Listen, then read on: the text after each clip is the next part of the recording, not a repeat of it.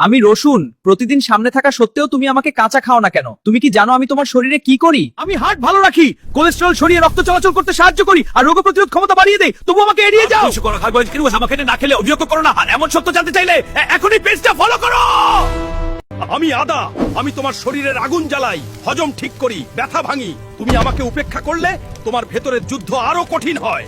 আমি লেবু, আমি তোমার শরীর পরিষ্কার করি, রোগ প্রতিরোধ বাড়াই। আমার টক স্বাদেই লুকিয়ে আছে তোমার শক্তি। আমি লেবু, আমাকে অবহেলা করো না। আমি তোমার রক্তনালীর জেদি চর্বিগুলোকে ধুয়ে মুছে সাফ করে দিই। আমি লবণ, স্বাদ বাড়াতে আমি সেরা। কিন্তু সাবধান, আমাকে বেশি খেলে আমি তোমার রক্তনালী চেপে ধরে প্রেসার বাড়িয়ে দেব। আমি মধু, প্রাকৃতিক শক্তির পাওয়ার হাউস। আমাকে খেলে তোমার ক্লান্ত শ্বেত রক্তকণিকাগুলো সুপারম্যানের মতো শক্তি পায়। আমি রাইস, ভাবছেন ফ্রিজে রাখলেই একদম সেফ? ভুল ভাবছেন।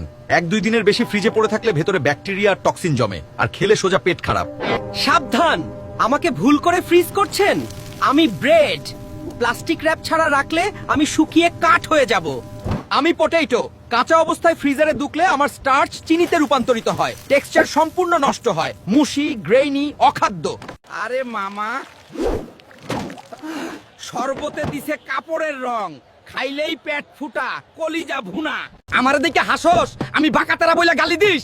বিরিয়ানির মধ্যে পাইলে তো আমার সিবাইয়া পুরা মুডটাই নষ্ট কইরা ফেলাস, কিন্তু তোকে জান বাঁচাই কেডা? গলা ব্যথা, খুশখুশানি, খাড়া। আমি আসছি তোর গলার সিকিউরিটি গার্ড, সব জীবাণুরে পিড়াইয়া ভর্তা বানায়া দিমু। আমার ঝাল দেখছস?